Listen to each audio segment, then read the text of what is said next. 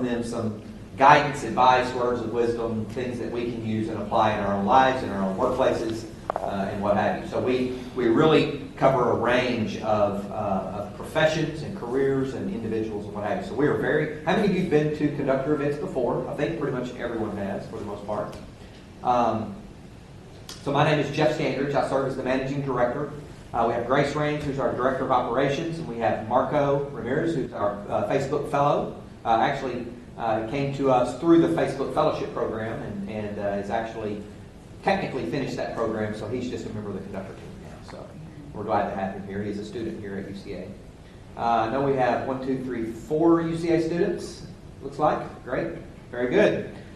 All right. Well, we're going to go ahead and get started, and we'll spend a little bit of time talking, chatting back and forth, kind of carrying on a conversation that we'll let you listen into, and then we'll give you guys the opportunity to maybe pose a question or two toward the end. Is that fair?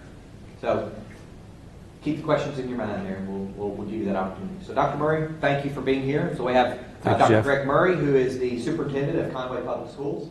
You've been here. This is my 13th school year. His 13th school year at Conway. So right. Just clarify that. Right. It's not his 13th year in his career. Actually, it's my 55th grade. I'm in the 55th grade. So. 55th grade. Pull that up. Just Let me pull it up some. Yes.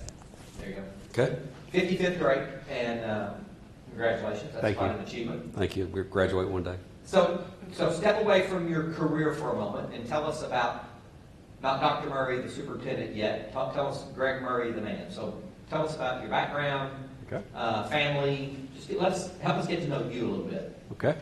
Well, first of all, thank you for being here, and Jeff, thank you for the opportunity of coming and talking, sharing. I was born at a very young age, and in Little Rock, Arkansas. That was supposed to be funny. Apparently, my jokes are not going to work tonight. So, I was born at a very young age in 58. I found if you pause and just let the silence work its magic, they will feel compelled to laugh. Oh, yeah. Okay. Pity laughter. Yes. Okay. Do what you can get. That's right. Well, raised in Little Rock, graduated from North Little Rock High School in 1976, and went to college and met my wife Karen, who is trained as an X-ray technician, and we have 2 children, Whitney and Tyler. Whitney is married to Justin, and they live in Rogers, and they have now they have 3 children, Cooper, and then they just adopted 2 twins, Evie and Knox, and Tyler is my son is married to Lauren. And they have 2 children, Avery and Reed. And Whitney is an educator. She's a teacher and is involved in what's called teacher pay teacher right now, which is another discussion. And my son-in-law, Justin, works for Walmart corporate, and my son works for J.B. Hunt. He's a computer programmer. And my daughter-in-law, Lauren, works for Sam's. She's a buyer for Sam's. If you ever go to Sam's and buy salt or seasoning, she's the one that purchased that for you. So I've got 2 children, 5 grandchildren, and they are the center of my universe, and love them very much. And so probably the most important question is, they call you what? My grandchildren call me Doc. Call you Doc? Yeah. Fantastic. Love that. Yeah. And so you said your daughter's involved in, I want to hear what you said, and then we're going to put a pin in it. It's called Teacher Pay Teacher. Teacher Pay Teacher. Teacher Pay Teacher is an online service that a teacher can go on and purchase curriculum and instruction. And she worked as actually as a first grade teacher for many years, and then she wanted to stay home with Cooper. And so she's involved in Teacher Pay Teacher. It's a national organization, and you go online, and she puts things online to be purchased, like worksheets or lessons, things like that. And then people pay her, and if you're sitting around with her phone will go ding, like a cash register, and she's made 75 cents. And she's making more on Teacher Pay Teacher than she was as a teacher, actually, because of the significant. I think she's doing great work. So she's actually writing curriculum or creating tools and putting it out there. Yes, she is. Teacher Pay Teacher curates it and makes it available, I guess. Very good. Very good. What he said. Love that. So let's now talk about Dr. Greg Murry, the professional, the educator. So okay. Tell us a little bit about your career trajectory. Okay. When I graduated from high school, I went to a college called Central Bible College in Springfield, Missouri for 1 year. Then I transferred over to Arkansas State, and I stayed there until I got my bachelor's degree in music education and my master's degree in music education. So my background is music. That's what I taught, was choir. And so after I graduated, I went to work at a church in Hot Springs for a couple of years, and then after that, I found a job in at McClellan High School in Little Rock in '83, I guess it was, and started teaching then. And taught for 6 years. Let me go through the whole gig? Sure. Okay. Taught for 6 years, and in order to go into administration, you have to teach first. That's the rules of the land. And so, again, taught for 6 years, and then got into administration and moved to a town called Ashdown, Arkansas, which is in southwest Arkansas, and was there for 3 years. I was an assistant principal at the high school for a year, and then became the junior high principal for 2 years. And then had a decision about whether I was going to go to Texas to a high school position down there or go to Northwest Arkansas to a position there. And so I decided to go to Springdale and stayed in Springdale for a long time. I was assistant principal at the junior high for 3 years. I was a middle school principal for 3 years. Went into central office administration as a assistant superintendent for business affairs for 9 years, and then left there to come to Conway to be superintendent. Did you always know that you wanted to be an educator or administrator? No. So No, I didn't. I started out working with the idea when I graduated of going into church work, and it was there for 2 years, and made the decision to transition to education. But I did have a backup plan. My degree was in music education, so I had a teaching certificate, and so I took the certificate and went to work in teaching school. And interestingly, I really didn't have any desire to go into administration, to go into management of any type. I just wanted to teach school. I loved it, loved the kids, loved music, and loved being around kids. And I was teaching for a year or so. My wife, Karen, she said, "You need to get into administration." And I said, "No, I really don't want to do that. I just want to teach." And then she'd say, "No, you need to get into administration." "No, I just want to." We went back and forth, back and forth, back and forth. And unfortunately, sometimes life causes you to go in a direction, and you're propelled in one direction because of forces that are causing you to go that direction. It's almost like a magnet, if you will, or negative force of a magnet. I was working in a school and had a principal, and frankly, he wasn't the best, and it's unfortunate. But I came home one day and I told Karen, I said, "If he could do it, I could do it." And unfortunately, that's what got me on the road that I'm on now. So I went back to school. There's a different certification you have to have, and so went back to school and became trained to be an administrator. Ended up at Fayetteville, getting my doctorate degree there, and walked down the path of administration that way. I mean, it was not a planned path. I will tell you that. It certainly wasn't. It was almost serendipitous. See, you already threw me a curve, because I expected you to say, "Yeah, I've known ever since I was this tall, I wanted to be an educator." So I was going to say, "What was your backup plan?" Yeah. But now we know you're doing your backup plan. Yeah, I'm in my backup plan right now. Yeah. Well, it seems to have worked out. Well, now, when you were at Springdale, and you were assistant superintendent. That's correct. And you were all in the fiscal side, right? Were you financial? I was the assistant superintendent for business affairs, and I took care of oversaw the financial issues, took care of some other business kind of things. It was the business side of school. So talk to us a little bit about that, because that's quite a leap from being a music major to running the business affairs of one of the largest school districts in the state. Well, I was a music major, so I could count to 4. That's a music joke, so you have to look that one up on YouTube. But the idea of doing that type of work was not really on my radar either. Here's how that worked out. The superintendent called me in one day. It was actually the day before Christmas break, and he said that Dr. Myers, who was in that particular role that I took, was going to retire at the end of the year, and he said, "Why don't you think about that?" And I said, "Sure." And my trajectory was, hopefully going to take me to some type of central office position, and hopefully at some point to be superintendent. And so I thought about it, and then, truthfully, I have the last math class I took in college. Last math I took was junior algebra 2 in my high school year. Clept out of things in college, and so I didn't take any math. And even though I have a doctorate degree, I had no statistical classes except for, I think I got out of them some way or the other. So I really, had no mathematic training. I love arithmetic, love math, love numbers, but I didn't have a training. I'm certainly not a CPA. And so he said, why don't you look at it? And the longer I looked at it, I said, yeah, I want to do this. But then people started talking to him and say, he has no experience. This is a multi-million-dollar business here. Why in the world would we put somebody with no experience in charge of what ultimately was over $100 million budget? Why would we do that? And so there were several times driving around in his truck, and he'd say, Murry, let's go drive around. And so in those drive arounds, I was in the process of basically interviewing and re-interviewing and re-interviewing and re-interviewing for the position and talking him into letting me have a chance to do it, and worked out. So, excuse me, 2006 you came to Conway? 2007. 2007, so you're in your 13th year. Right. So 39. You came here at a pretty tumultuous time, or soon after you came, it proved to be somewhat tumultuous. Talk us through that, and perhaps how your prior experience helped you through that. Okay, it's a good question. When I left Springdale, the budget was well over $100 million, and we were building schools right and left. And there's one interesting story. There was one bond issue that we sold bonds for the purpose of constructing building. There was like $100 million worth of bonds that were sold, and I'm thinking these banks are going to eat this up. They're going to be really excited. They weren't excited at all because there's some complications. If you get that, then you have to insure it and stuff like that. So anyway, there were some things that we had done with finances there that hopefully would prepare us for what was ahead.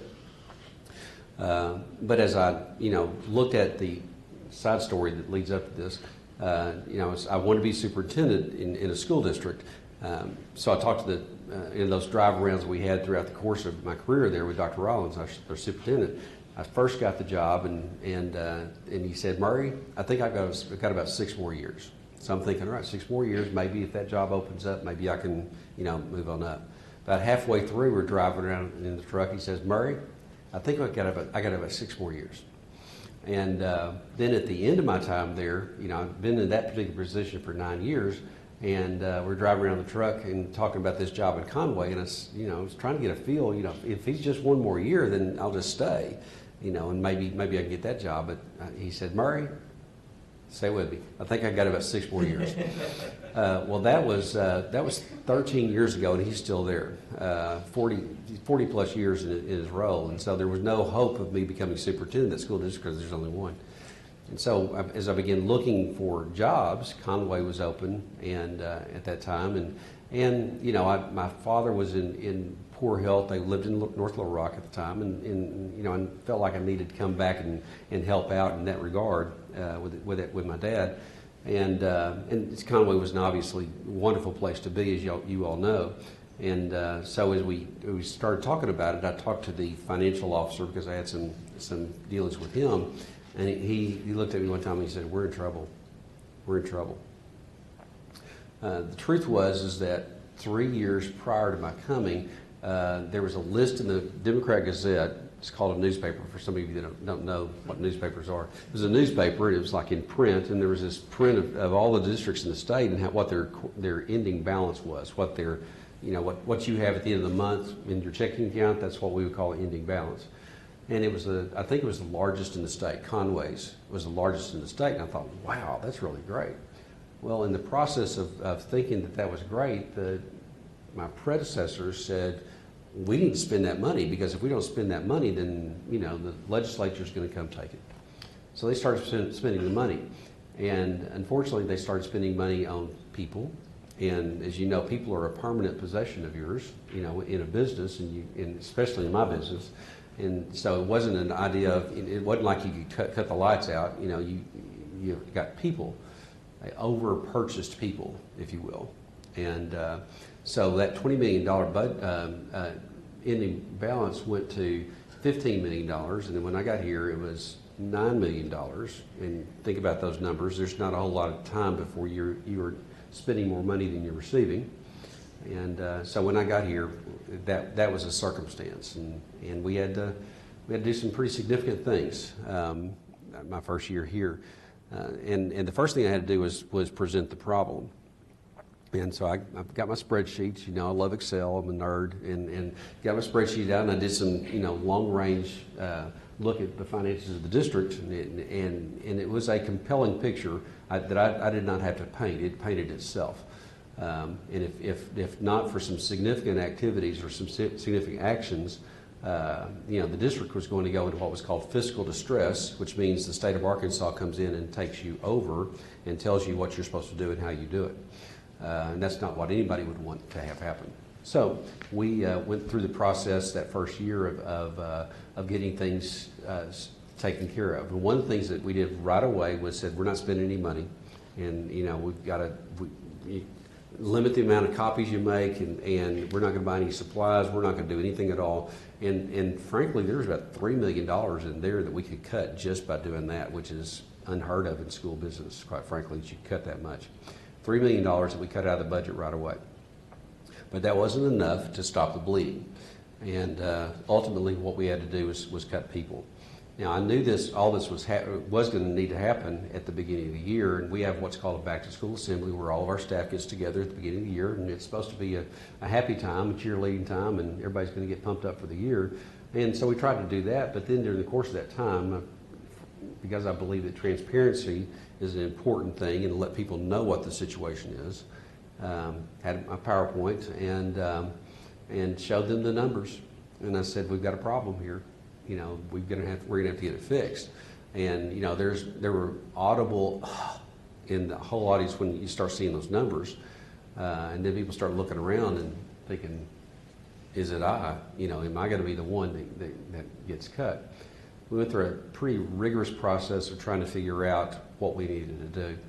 And in March of that year, after having told people what the problem was and even had another follow-up meeting, said, if you want to know more about it, I'll tell you more. We'll have another meeting the next day.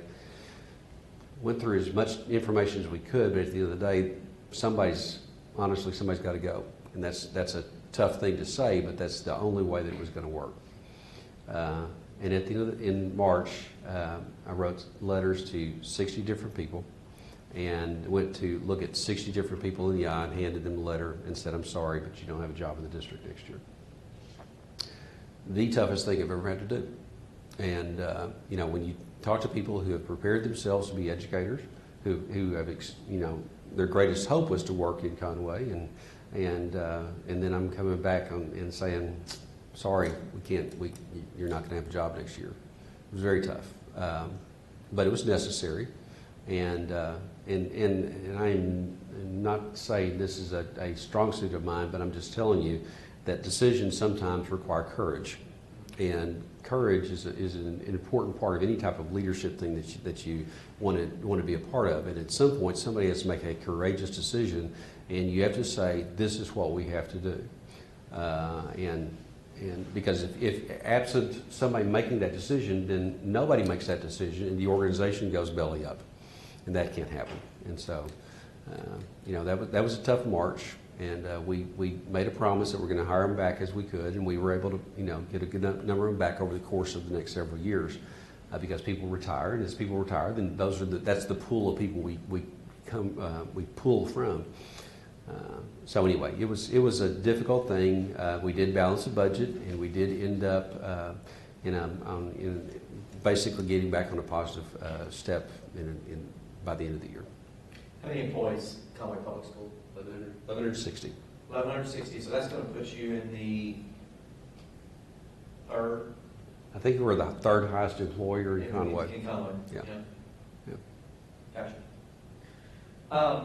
Let's shift gears just a little bit. I'm going to come back and spend some time talking about leadership, so I'm glad you brought that up. Okay.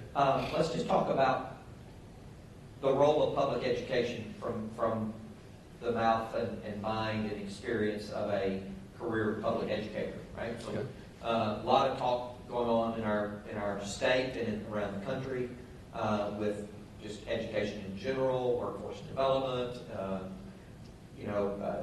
gentleman by the name of Clay Christensen, who's a Harvard Business School, says that 50% of America's colleges and universities will cease to exist in their current form within the next 10 years if something doesn't change. And so you've got this entire ecosystem of education, and so I'd just love to get your thoughts on just the role of public education and where you see it going from here. Okay. All right. Well, clearly, I'm going to be a fan of public education, and I'm going to be a fan of providing that K-12 education for all students. We have a social responsibility to educate students and to educate children, and I'm pretty sure that the majority of people in this room went through a public education system, someplace or the other. And I am also quite sure that absent a public education, that my parents would have never been able to provide a private education for me. I know what their income was, and that would not have been possible. That is the vast majority of people in the United States. A public education system is an important and integral part of our educational, or a part of our society and our government as well. And it is a social responsibility that I believe that we have for all. And I'm not saying that there should not be private education systems. I understand that that's the case. Parochial systems have been in play well before public education was in play in America. So, I understand the role there.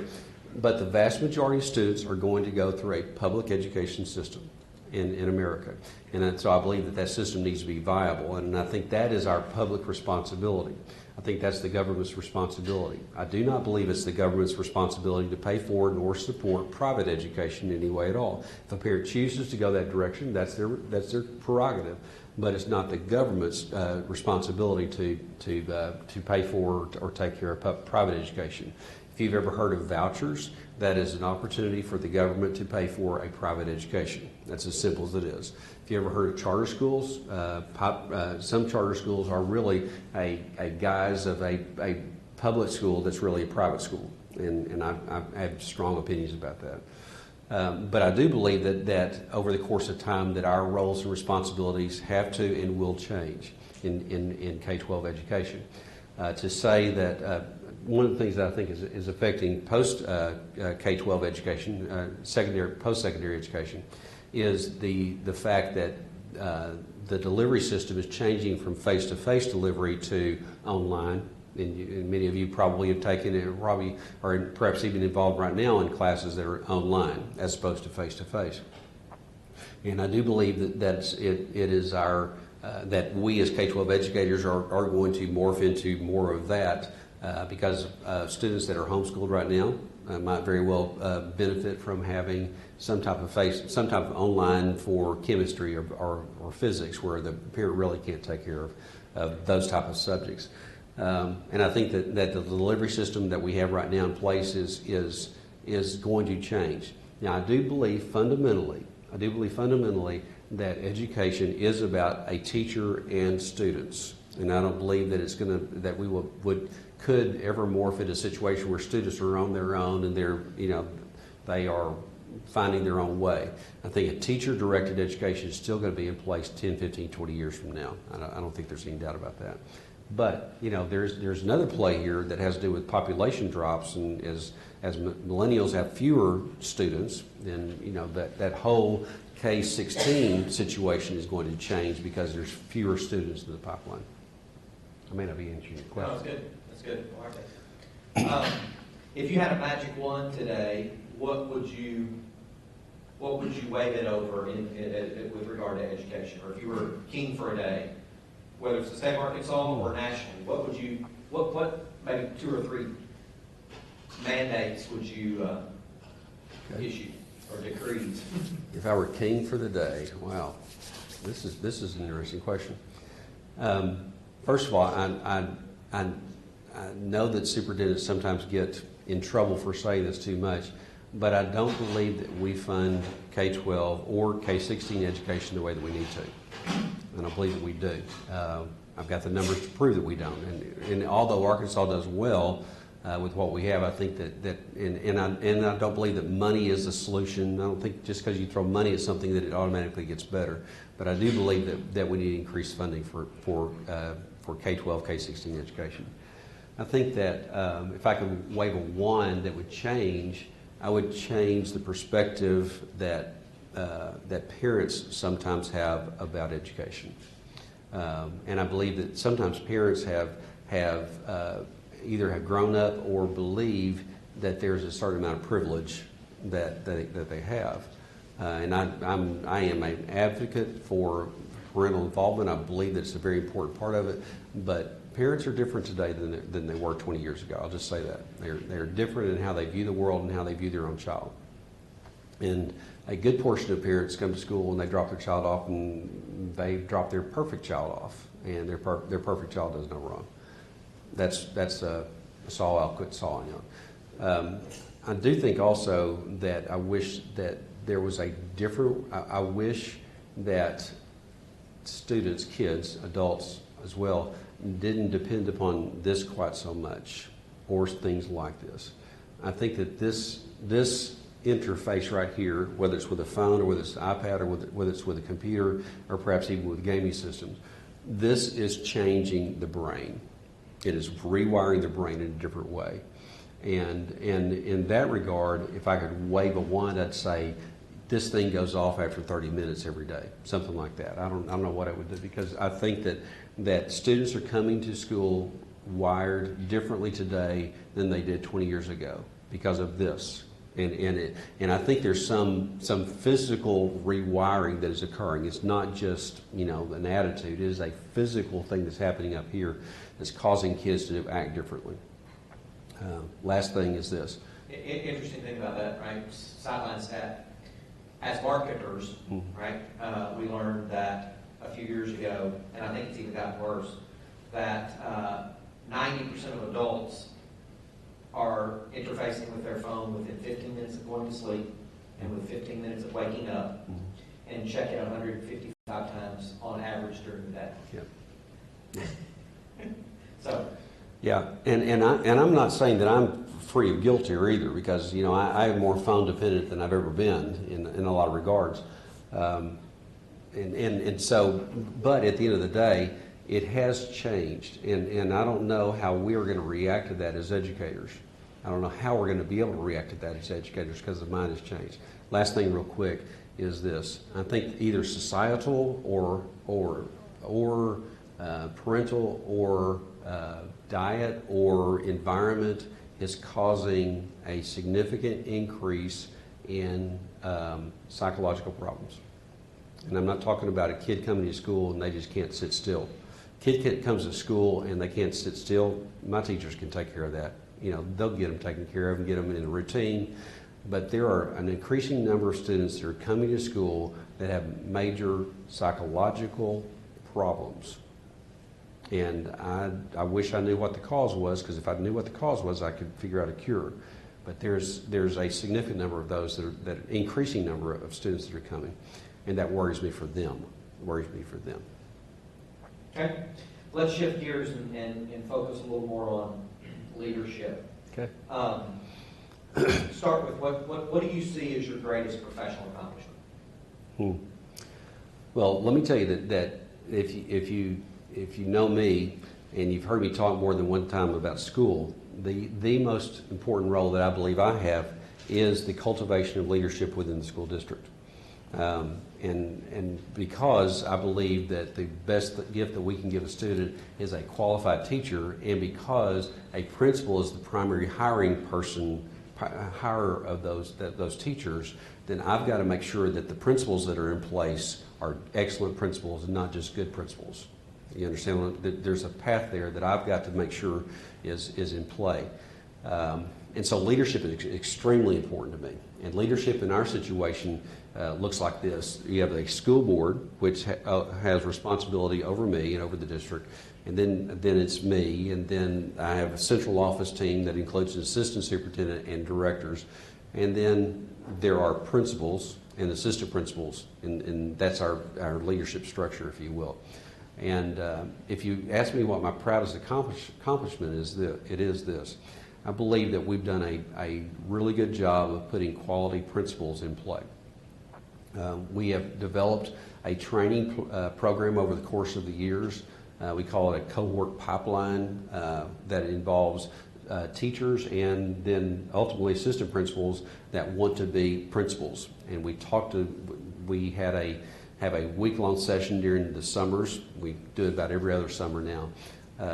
But for teachers that are interested in becoming leaders, they go and they sit for a full week, unpaid, in our central office, and we just speak into them, pour into them for 4 days. And I think it's a very good training and prepares them for their next step of trying to apply for an assistant principalship, which is the entry-level leadership position. Once they're assistant principals, then we have training for them as well. Last Tuesday, this past Tuesday, I met with what we call it APs after school. And it's those assistant principals that are interested in becoming principals, and we talk to them about leadership, we talk to them about the various things that we think are important, trying to get them ready for their next steps. Because I don't think that you can ask somebody to do something without some level of training, without some level of expectations. And we talk about expectations as well. If you're going to be a leader in this district, this is what we expect you to be. This is what you expect you to do. Try to grow leadership. We try to grow people and grow capacity. And that building of capacity, I think, is my primary responsibility in the district, quite frankly, because that leadership has everything to do with what happens. And so the long, short answer is this. We've got 15 principals in our district, 15 different buildings, 15 principals. And of those 15, I've placed 14 in their positions. Mark Lewis at Jim Stone is the only principal that preceded my time here, and he does a great job as well.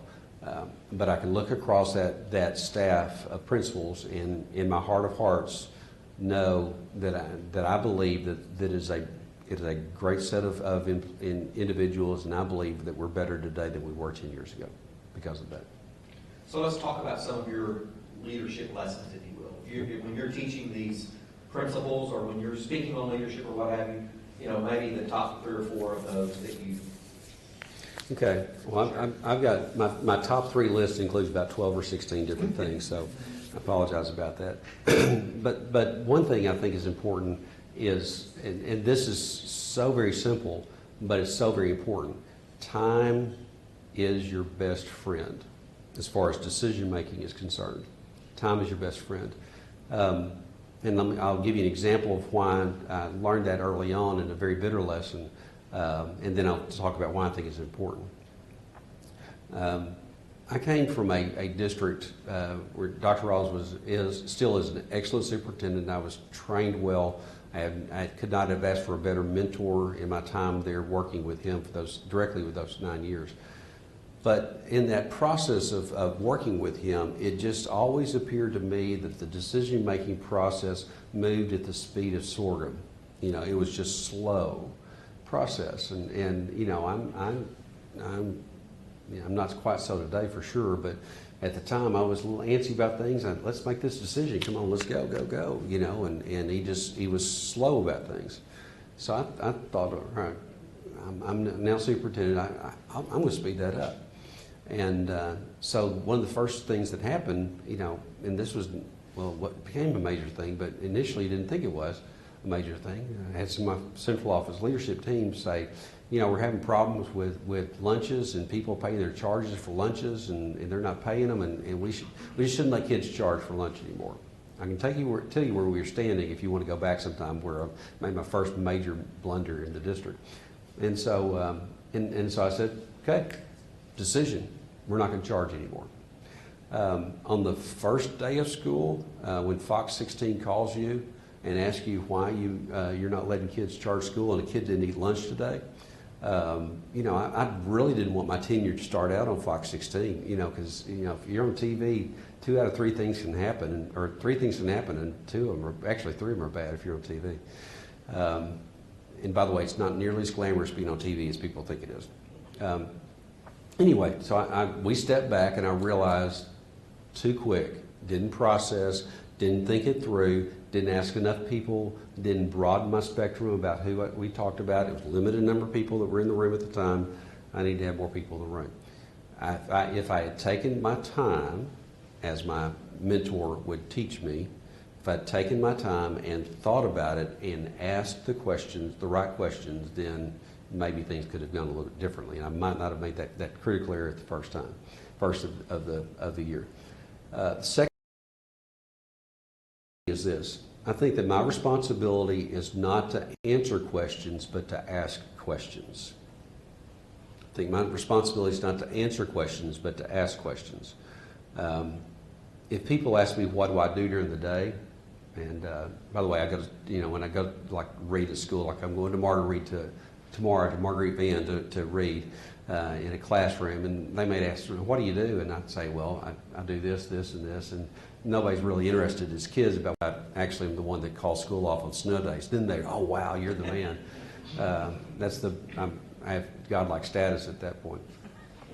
The rest of my stuff is just really boring because I don't really do things. I produce no widgets. I don't drive a bus. I don't teach a kid. My responsibility is direction. My responsibility is redirection. My responsibility is visioning. My responsibility is not to do something. It is it is to cause the framework where other people can do their work well. And what I've learned is that questions are more important than the answers. Number one, asking questions as opposed to having the right answer. And if you ask the right questions, then through the dialogue, ultimately the right answer is arrived at. Socrates did it. You ask the questions and then allow the answer to come forward. So I think that if the number of questions I ask are greater than the number of answers that I give, quite frankly. Now I can make a decision. I'm not averse to making a decision. I certainly can. But the decisions are better when it's a we as opposed to me. And that's, I guess, the third one. I don't think that this organization that I run is about me. I absolutely do not. It's about the 10,117 children that we serve. And those are the most important things in this district, those students that we serve. And so it can't be about me. This is not about my ego. It's not about what I can do. It's about what we can do. And I believe that if you listen to somebody close enough, you can hear what pronouns they use, and you can tell a whole lot about them. If their pronouns are I and me, then you know that they are pretty self-centered. If it's us and we, then they're team builders. So what type of pronouns do people use about themselves? And so the I versus us, I think it's very important. And for me, I guess one other thing, and I'll shut up, is this. My wife one time this is many years ago, and she was talking about something that happened in school, and she said, what were they thinking? And she's a wonderful wife. I love her. She's the best thing ever happened to me. God, thank you for her. She's just wonderful. So I'm not criticizing her, but she would say what many other people would say in conversation with other people. What were they thinking, talking about the school, about some decision that was made? And I looked at her and I said, that was me, baby. and I looked at her and said, I am they. When she says, what were they thinking? I said, I am they. We have seen the enemy. Yeah, and it is me. And the truth is that I am they, and I've told all of our folks that, all of our staff and all of our leadership, we are they. When somebody's talking about what are they thinking, they're talking about us, and it is our responsibility to make sure that the decisions that they make are quality decisions that are in the best interest of education in the Conway School District and wherever we might be.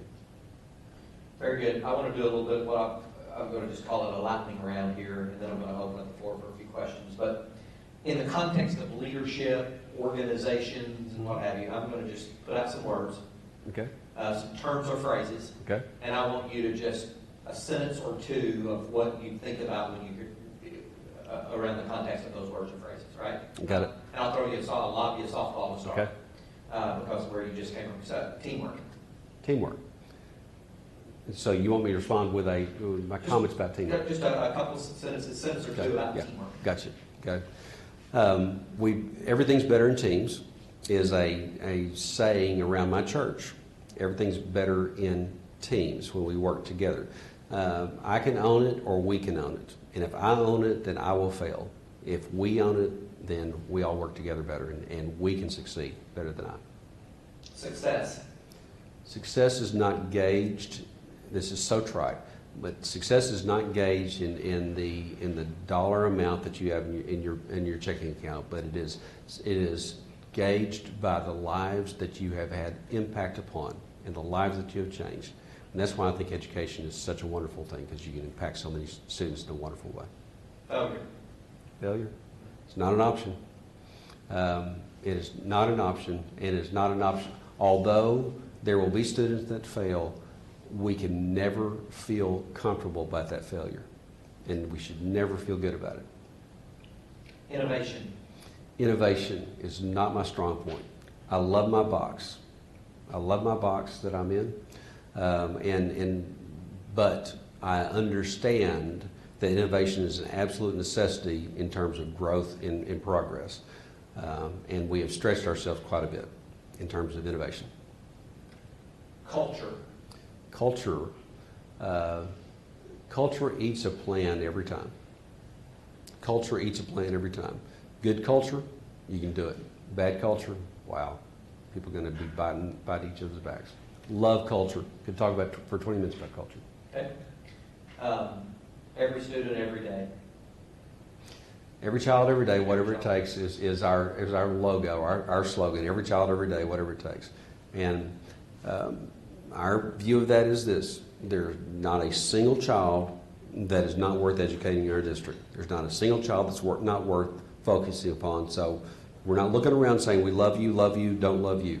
Every child, every day. We have 5 days a week, 178 days of school.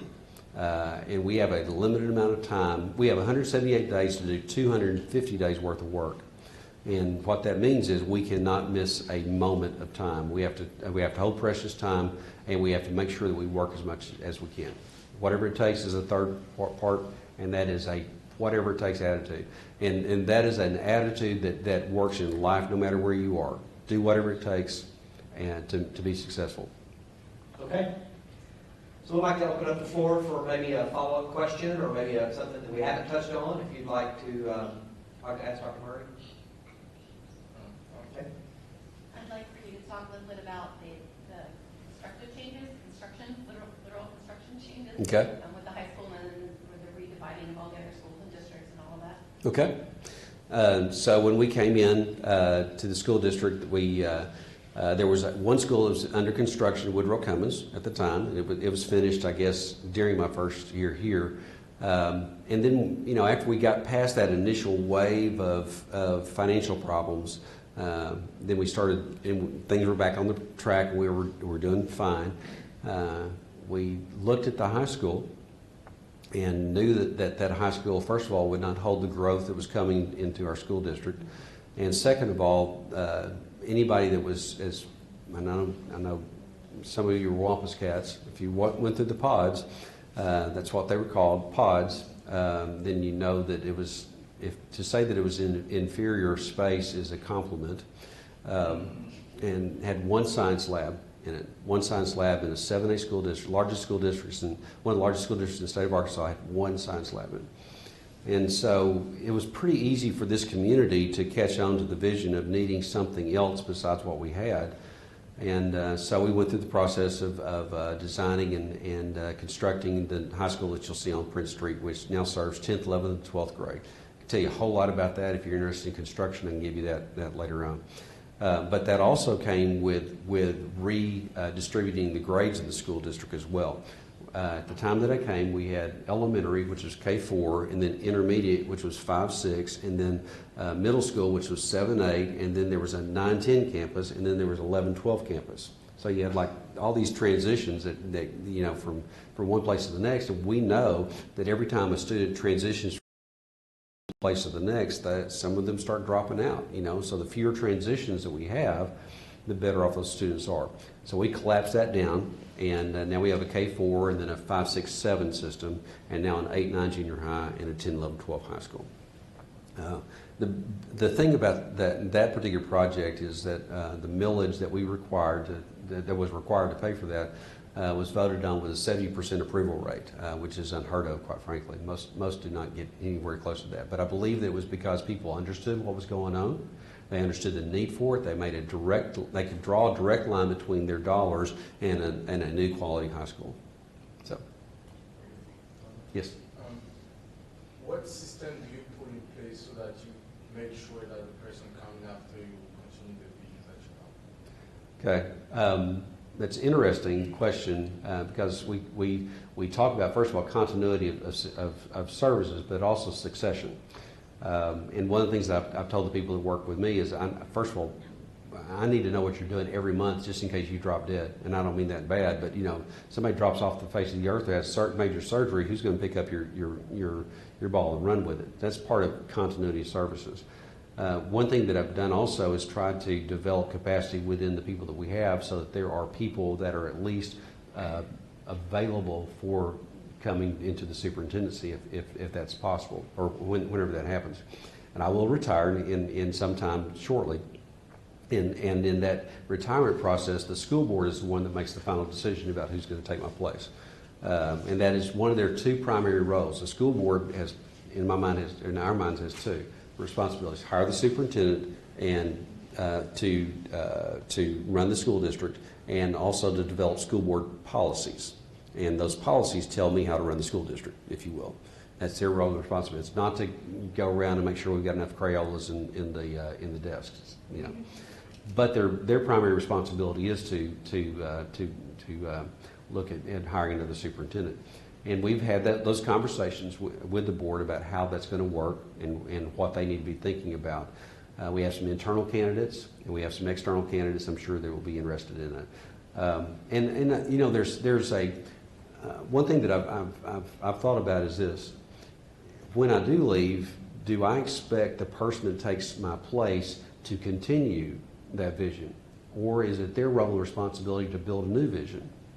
Is it their responsibility to dream in a different way and to do different things, or do they just pick me up and be a little Greg? And I don't know that that's the case. I would absolutely expect that whenever somebody takes my place, that some things will change, and that they should. And I'm not going to make any phone calls when they do. I'm not going to call back and say, "Why did you change it?" That's not my gig anymore. Yes, sir. So with Conway having 3 colleges in it and so many opportunities for post-high school education, does that change how you govern your student body and maybe the goals for your student body? Well, I think that's a good question, and I think that we do obviously want students to go to college if they are of a mind to do so. I don't think that college is for 100% of our graduates. I just don't. I think that there are other things that students might be of interest to them, and some of them will not go to college and then come back to college later on, when they grow up. But it does change in terms of how we play, because I think the expectations of our school district is higher than others because we are in a college town. And it's great opportunities. You can drive any direction and have 3 quite different college experiences if you choose to. But we do quite a bit of work in terms of college prep. We got an excellent AP program, that I think prepares students for college level education. And I think that our teachers at the high school do a great work of preparing our students as well for college. It's an important next step, but it's not the only next step, I guess is what I would say. One more.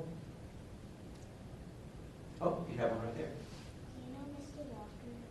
I know Mr. Walker, your principal. I sure do. Over at Marguerite Van. He's a good guy.